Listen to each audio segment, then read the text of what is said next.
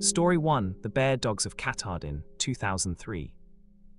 It was my second year as a ranger, and I was still learning the ropes, still figuring out which trails flooded in the spring, which campers were likely to cause trouble, and which of the old-timers' stories were just campfire smoke. My mentor was a man named Steve Tetrold, a veteran ranger who'd been in Baxter for more than 2 decades. Steve had skin like tanned leather and eyes that had spent too many years scanning the treeline. He didn't smile much, but when he did, it was the weary grin of a man who'd seen both the beauty and the brutality of the northern woods. Steve told me stories about the bear dogs of Katahdin, the hunting dogs that had been trained to track bears through the dense Maine woods. They were legendary animals, fierce and loyal, capable of taking down a bear with their bare teeth. In the old days, before the park regulations tightened, local hunters would bring their packs up into the high country, and those dogs would work in unison, baying, circling, driving the Bruins into clearings where the hunters could get a clean shot. Steve had worked with a few of those dogs in his early years, and he spoke of them with a reverence usually reserved for old war buddies. But there was something strange about the bear dogs too, something that didn't quite add up. The way Steve's voice would drop when he mentioned them, the way he'd glance over his shoulder into the dark treeline as if expecting to see one watching him. "There's a reason we don't train them anymore," Steve told me one night, sitting by the campfire. The flames cast dancing shadows across his face, and the wind carried the distant hoot of an owl, a reason nobody talks about. "What reason?" I asked, leaning forward. He was silent for a long moment, poking at the embers with a stick.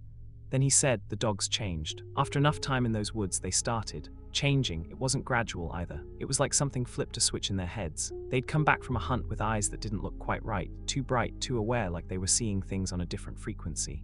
They'd stare at things that weren't there, growl at things that couldn't be seen, and at night, they wouldn't sleep. They'd just sit at the edge of camp, facing the deep woods, their hackles raised, letting out these low, rumbling whines that made your blood run cold." He told me about one dog in particular, a massive black and tan hound named Buster who'd been the pride of his owner's kennel. Buster had been fearless, a champion tracker who'd cornered more bears than any other dog in the county. But after a hunt deep in the Katahdin wilderness, Buster came back different. He wouldn't eat, he wouldn't drink. He just sat there, staring into the trees with those unsettling, luminous eyes. And when his owner tried to approach him, Buster snarled, not the warning snarl of a protective dog, but something guttural and alien, a sound that seemed to come from somewhere other than his throat. "What happened to them?" I asked, my voice barely above a whisper. Steve shook his head slowly, his gaze fixed on the fire. They had to be put down, every single one of them. Whatever they found in those woods, it got inside them, and it wouldn't let go.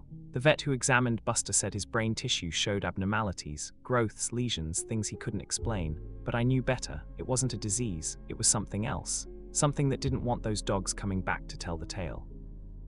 I've never forgotten that conversation, and I've never forgotten the look in Steve's eyes when he told me about those dogs. It was the look of a man who'd seen something he couldn't explain, and who knew deep down that he'd been lucky to walk away from that forest with his sanity intact. I asked him once, years later, if he ever went back to that particular hunting ground. He just laughed, a dry, hollow sound, and said, "I don't go anywhere near that patch of woods after dusk." And neither should you. Story 2: The Mother Moose, 2005. It was early spring, and the snow was just starting to melt in earnest. The trails had turned to slush, and the air carried that wet, earthy smell of thawing ground, a smell that always made me feel like the forest was waking up from a long, cold dream. I was doing a routine patrol of the western boundary, a rugged stretch of mixed hardwood and spruce that bordered a slow-moving river. The ice on the river was cracking, groaning as it shifted, and the birds were just beginning to return. I came across a mother moose standing by her calf in a small clearing not far from the water. The calf was young, maybe 3 weeks old, barely able to stand on its own spindly legs. Its coat was still that soft, reddish-brown fuzz, and its ears were oversized and floppy, giving it an almost comical appearance. But there was nothing comical about the mother. She was watching me with wary, dark eyes, her ears twitching back and forth, her massive body coiled with tension. Her nostrils flared as she sampled the air, trying to determine if I was a threat. I kept my distance, giving them plenty of space. Moose are dangerous animals, especially when they're protecting their young. I'd learned that lesson the hard way a few years earlier, when a cow had charged my truck and left a dent the size of a dinner plate in the door. I raised my hands slowly, palms out, and backed away, making soft, calming sounds. But as I watched, something strange happened. The mother moose walked away from her calf, not running, not frightened, just walking. She moved with a deliberate, almost mechanical gait, her hooves sinking into the slushy snow. She didn't look back, she didn't make a sound. She just walked into the forest and disappeared among the trees, swallowed by the shadows as if she'd never been there at all. The calf stood there alone, watching me with big, dark, bewildered eyes. It let out a weak, bleating cry, a sound like a rusty hinge, and took a few wobbling steps toward the tree line where its mother had vanished. But it was too young, too unsteady, and it soon gave up, turning its gaze back to me. I waited for the mother to come back. I waited for 20 minutes, then 40, then an hour.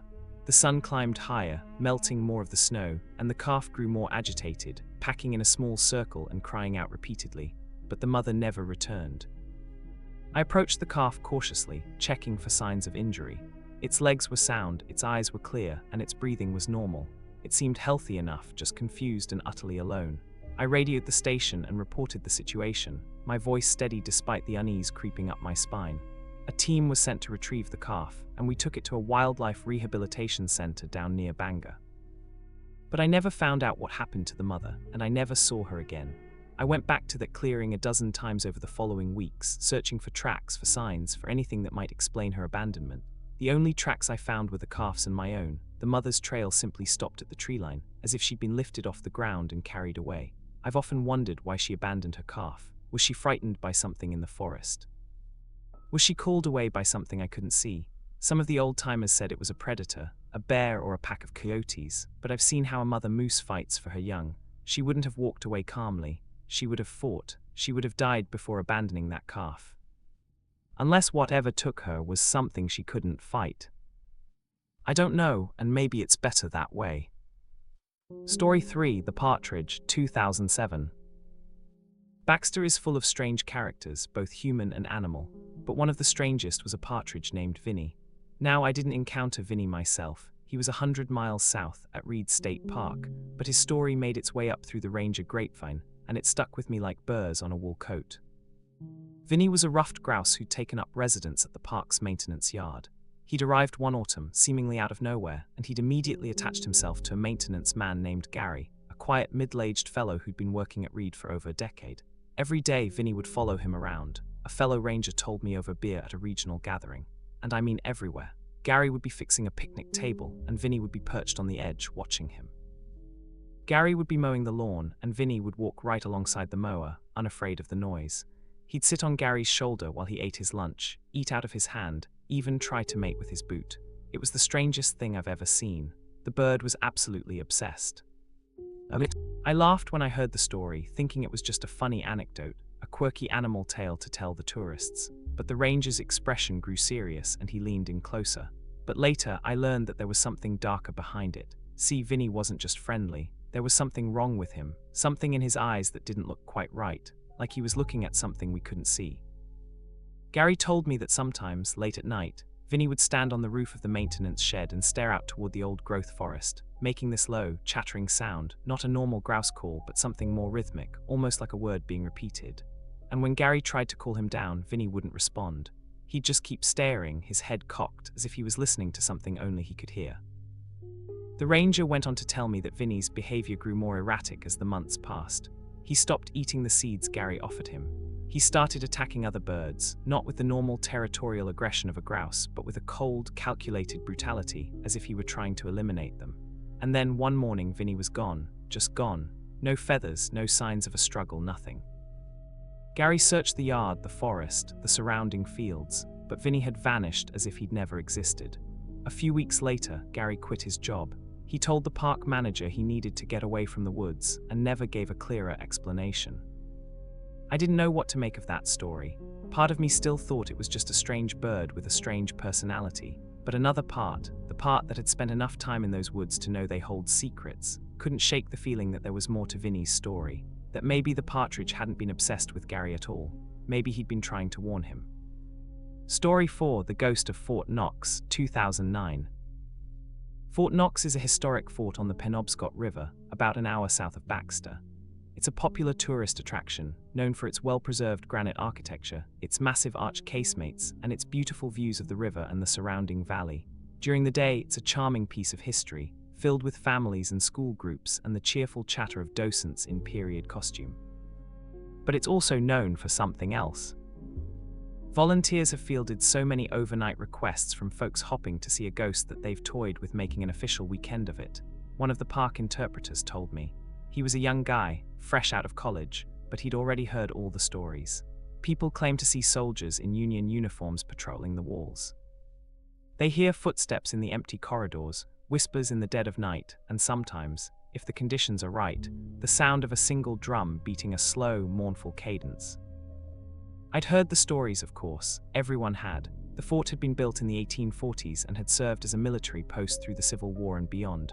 Hundreds of soldiers had lived and died there, and it was only natural that a few restless spirits might linger. But I didn't believe them. Not really. I was a practical man, a man of facts and evidence. Ghosts were for campfire tales and cheap horror novels. Until one night, when I was doing a late patrol of the fort. It was a cold, clear night in late autumn, and the fort was empty. The last tourists had left hours ago, and the staff had gone home. I was making a final sweep of the grounds, my flashlight beam cutting through the darkness when I walked onto the parade ground. The stars were out, sharp as diamond chips, and the river below reflected the moonlight like a sheet of polished silver. It should have been peaceful, but there was a heaviness in the air, a sense of being watched that set my teeth on edge. And then I heard it, a voice, soft and distant, calling my name. I spun around, my heart hammering against my ribs. The parade ground was empty, nothing but cold stone and shadows. I stood still, straining my ears, and the voice came again, closer this time. "Ranger," it said, the word drawn out like a sigh. "Ranger, come here." I followed the voice, my hand on my flashlight, my pulse roaring in my ears. It led me through the fort's dark corridors, past the old cannon emplacements, up a winding spiral staircase that groaned under my weight. The voice grew clearer with each step, no longer distant but intimate, as if it were whispering directly into my ear. It led me onto the roof of the main building, where the wind was sharp and cold, and the river stretched out below like a dark ribbon. And there, standing at the edge of the roof, looking out over the water, was a figure. It was a man dressed in a Union Army uniform, dark blue coat, brass buttons, a forage cap pulled low over his brow. His face was pale and gaunt, hollow-cheeked, with a shadow of a beard that looked like it had been grown during a long, hard winter. He turned to look at me, and I saw that his eyes were empty, hollow sockets that seemed to stare through me rather than at me as if I were made of glass. His lips moved, and that soft, hollow voice spoke again. "Ranger," he said. "You shouldn't be here. This place isn't for the living." And then he vanished. Not a fade, not a dissolve, just a simple, instantaneous absence like a lamp being turned off. One moment he was there, solid and real. The next, there was only the wind and the moonlight and the pounding of my own heart. I didn't sleep that night. I sat in my truck with the doors locked and the engine running, staring at the fort's dark silhouette until dawn broke over the river, and I never went back to Fort Knox after dark. I looked up the fort's history later, searching through old muster rolls and pension records, trying to find a soldier who matched the description. I never found one, but I didn't need to. I'd seen what I'd seen, and no amount of research could unsee it. Story 5, The Scream in the Woods, 2011. It was late October, and the hunting season was in full swing. The forest was full of orange vests and rifle shots, the sounds of men pursuing deer and elk through the autumn woods. The leaves had turned, fiery reds and oranges and yellows, and the air was crisp and cool, carrying the faint metallic tang of gunpowder. It was my favorite time of year, despite the chaos, because the forest was alive with purpose and energy. I was patrolling a remote section of the park, a rugged, densely wooded area that bordered a steep ravine, when I heard it. A scream, long and piercing, coming from somewhere deep in the forest. It wasn't the scream of a person. It was something else, something primal and terrifying, a sound that seemed to rip through the fabric of the world itself. It was high and keening, like a wounded animal, but there was an intelligence behind it, a malevolence that made the hair on my arms stand straight up. I followed the sound, pushing through the underbrush, my heart pounding so hard I could feel it in my throat. The scream grew louder, more intense, and I could feel the hair on the back of my neck standing up. The forest seemed to close in around me, the trees pressing closer, the shadows deepening. I crashed through a thicket of brambles and stumbled into a small clearing, and then I saw it. It was a deer, a large buck, its antlers still in velvet, lying on the ground, its body torn apart by something large and powerful. Its ribs were exposed, gleaming white in the dappled sunlight, and its internal organs had been strewn across the leaves in a wide, messy arc. Its eyes were wide open, frozen in an expression of absolute terror, and its tongue lolled from its mouth, swollen and blue. The smell was overwhelming, copper and rot and something else, something acrid and unfamiliar. I searched the area, looking for whatever had done this. I circled the clearing, scanning the ground for tracks, for scat, for any sign of the predator. I found nothing. No paw prints, no claw marks, no tufts of fur. The ground around the deer was pristine, untouched, as if the animal had simply been torn apart by invisible hands. There were no drag marks, no blood trail leading away, just the carnage, contained and isolated. I reported the incident and a team was sent to investigate. They determined that the deer had been killed by a bear, a reasonable explanation given the circumstances.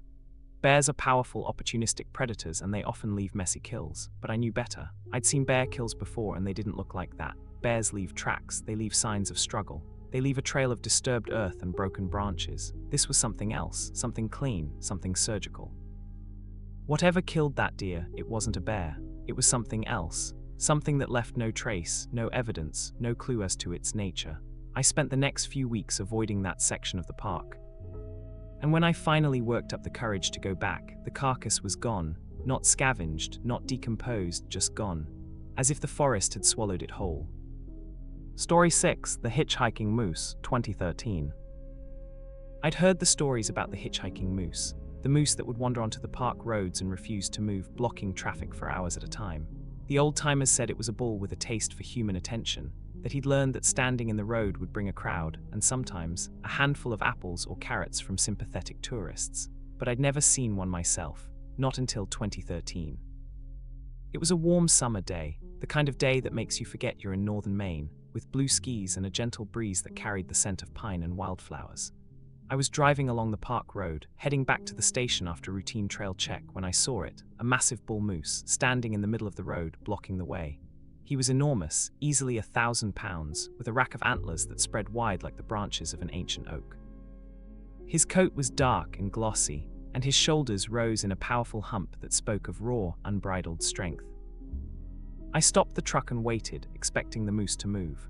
They usually do after a few minutes of staring you down, but this one didn't. He just stood there, his legs planted firmly on the asphalt, watching me with his dark, unblinking eyes. There was something in that gaze that unsettled me, not aggression, but a deep, patient awareness, as if he were studying me as much as I was studying him. I honked the horn, a short, sharp blast. The moose didn't even flinch. I honked again, longer this time, and still he stood, immovable as a boulder.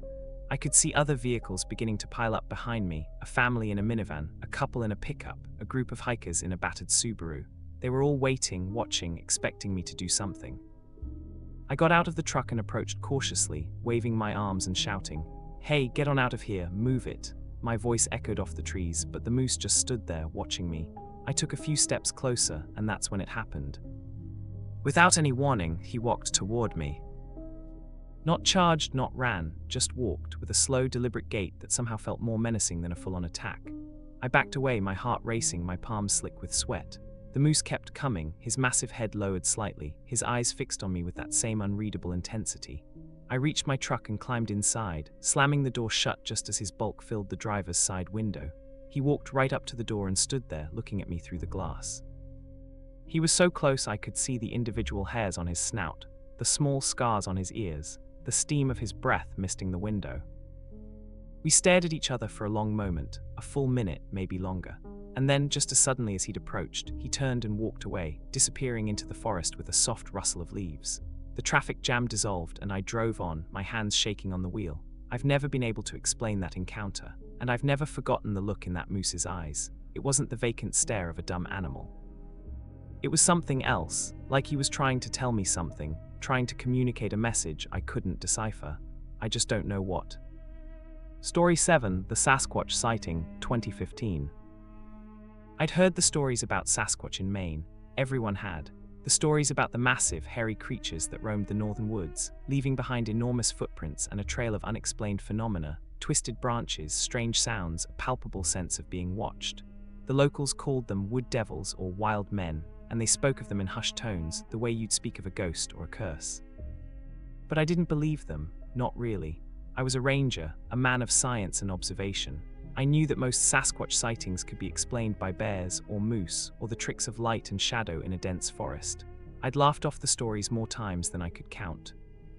Until 2015. It was late fall and the leaves had fallen, leaving the forest bare and open, offering clear views in every direction. The sky was a pale, washed-out blue, and the air was cold and crisp, carrying the scent of wood smoke from distant cabins.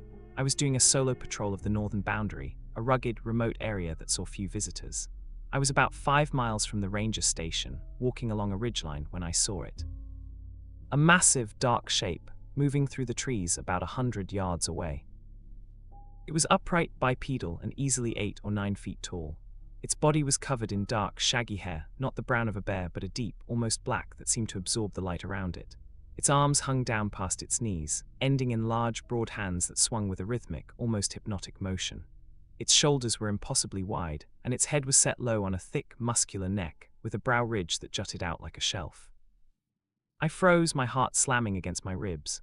I watched as the creature moved through the forest, its steps slow and deliberate, each footfall silent despite its size. It didn't seem to notice me. It was focused on something ahead, its head turning occasionally as if scanning for threats. I held my breath, not daring to move, and watched it pass behind a thick clump of spruce.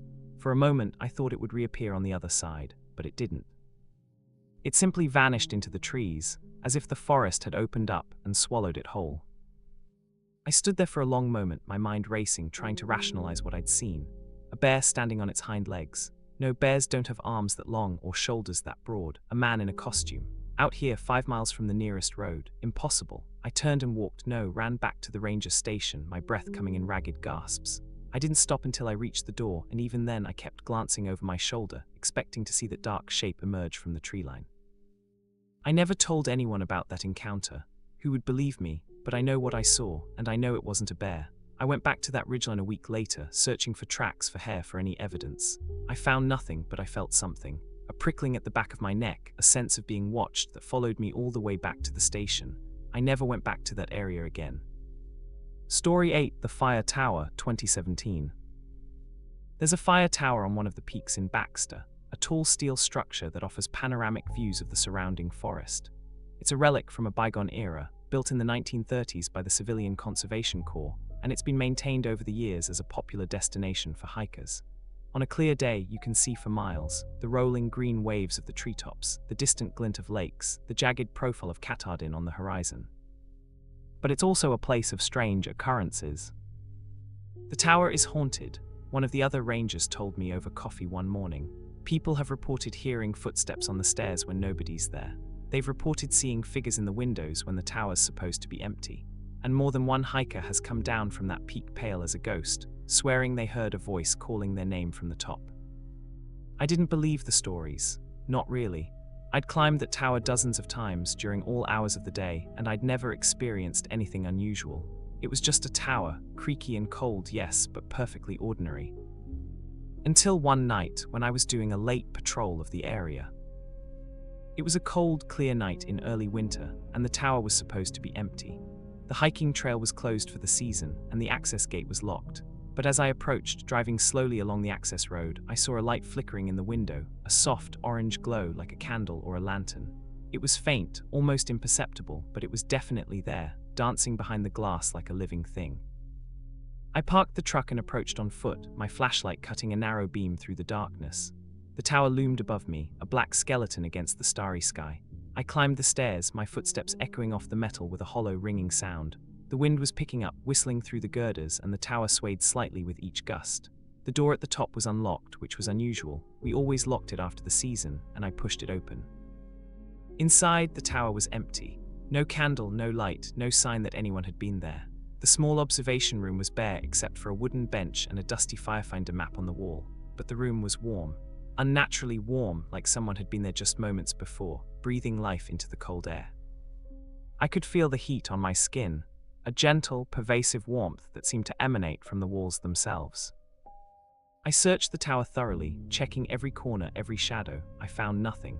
No footprints in the dust, no smudges on the windows, no discarded cigarette butts. But as I stood there, I felt a presence, a weight in the air, a subtle pressure against my ears, as if someone were standing just behind me, breathing softly. I spun around, my heart in my throat. There was nobody there. I never went back to that tower after dark. I told myself it was just my imagination, the product of a tired mind and a cold night. But I couldn't shake the feeling that something had been there with me, something that had watched me climb those stairs, something that had warmed that room with its unseen presence. And I couldn't shake the memory of the light in the window, that soft, flickering glow that had no source. Story 9, The Cursed Souvenir, 2019. Baxter, like many parks, has a problem with souvenir hunters, people who take rocks, plants, or other items from the park as mementos of their visit. It's a petty crime, but it adds up over time, stripping the forest of its natural beauty and disrupting the delicate ecosystem. We do our best to discourage it, but some people just can't resist the temptation. But there's a legend in Baxter that taking souvenirs brings bad luck. The story goes that a park ranger from the 1970s, a man named Harold Pence, had grown so frustrated with the theft that he made up a curse, a theatrical, dramatic warning that he'd deliver to visitors who were caught pocketing rocks or feathers. "Take from this land, and the land will take from you," he'd say, his voice low and grave. It was meant to be a joke, a harmless scare tactic. But it backfired. A park ranger made up a curse to stop people from pocketing relics, one of the other rangers told me. It backfired spectacularly. Now we get confession letters about once a week, mailing back stolen items, begging us to lift the bad luck. People swear their marriages fell apart, their businesses failed, their health declined, all because they took a damn pebble from the trail. I didn't believe the legend, not really. I thought it was a funny piece of park folklore, nothing more. But then I met a man who'd taken a rock from the park. He was a hiker, middle-aged and well-dressed, with the kind of clean, pressed outdoor gear that screams weekend warrior. But his face was haggard, his eyes ringed with dark circles, and his hands trembled as he stood at the ranger station counter. He looked like a man who hadn't slept in weeks. "I need to return this," he said, holding out a small, smooth stone. It was unremarkable, grey, about the size of a walnut, with a single white vein running through it. "I took it from the park 3 years ago. I picked it up on the trail just as a keepsake. Ever since then, my life has been falling apart. My wife left me, I lost my job, I got sick, really sick. The doctors couldn't figure out what was wrong. I've been to therapists, priests, even a psychic. And they all said the same thing: I need to return what I took." I took the stone and assured him that it was just a coincidence, that bad things happen to everyone, that there was no curse. I gave him a cup of coffee and listened to his story, and I tried my best to be comforting, but I never forgot the look in his eyes. It was the look of a man who'd seen something he couldn't explain, something that had broken him in ways that went beyond logic or reason. And I never forgot the stone either. I still have it in a drawer in my desk. I don't know if it's cursed. I don't believe in curses, not really, but I've never thrown it away. I've never put it back on the trail. There's a part of me, a small irrational part, that's afraid to. That wonders if the man was right, if there's something in that rock, some energy or memory or presence that clings to it. So it sits in my drawer, hidden away, and I try not to think about it too much. But sometimes, late at night, I open that drawer and look at it, and I feel a chill run down my spine. I'm not taking any chances. Story 10, The Disappearance, 2021. My final year as a ranger, 20 years in Baxter, and I was ready to move on. The forest had been my home for 2 decades, but I was tired of the long patrols, the endless paperwork, the constant weight of responsibility. I'd seen beauty and tragedy, wonder and terror. I'd made peace with the fact that there were things in those woods I would never understand. But the forest had one last secret to share. It was late September, and the fall colors were at their peak, a riot of crimson, gold, and amber that stretched to the horizon. The air was crisp and cool, carrying the sweet, musty scent of decaying leaves. I was doing a routine patrol of the eastern boundary, a section of the park I'd walked 1,000 times before. I knew every rock, every tree, every twist of the trail. I came across an abandoned campsite nestled in a small grove of birch trees. Everything was in place: tent, sleeping bag, cooking equipment, even a half-eaten meal still on the table, a sandwich with a single bite missing, next to an open jar of pickles. There was a book lying open on the ground, its pages ruffled by the wind, but there was no sign of the camper. I called out, my voice echoing through the empty trees. No response. I searched the area thoroughly, pushing through the underbrush, checking the nearby stream, scanning the treeline for any movement. I found nothing. No footprints, no signs of struggle, no indication that the camper had ever left the site. It was as if he had simply evaporated into the thin mountain air. I reported the incident, and a massive search was conducted. Helicopters, dogs, teams of volunteers. They combed every inch of that forest for days. We never found the camper. No body, no belongings, no trace. The official report listed him as missing, presumed deceased. But I knew better. I'd seen that campsite before. It was the same campsite where a camper had disappeared 20 years earlier under the same circumstances. I'd been a rookie then, fresh out of training, and I'd been part of that search party. We'd found the same scene: the tent, the sleeping bag, the half-eaten meal, the open book, and we'd found the same nothing. No tracks, no signs, no body. The 2 disappearances were identical, down to the brand of the tent and the position of the cooking equipment. I went back to that campsite one more time before I left the park. I stood among the birch trees and listened to the wind, and I felt a presence, a quiet, patient watchfulness, like the forest itself was holding its breath. I don't know what happened to those campers. I don't know if they were taken by something or lured by something, or if they simply walked into the woods and never came back, but I know they're not coming back. And I know that the forest, for all its beauty, has a darkness that runs deeper than any of us can imagine. I left Baxter that fall and never returned, but sometimes in the quiet hours of the night, I still dream of that campsite. I dream of the empty tent, the untouched meal, the open book with its pages fluttering in the breeze. And I wake up with the certain knowledge that something is still out there, waiting, patient as the trees themselves, for the next traveler who strays too far from the path. I don't know what it is, I don't want to know, I just know it's real.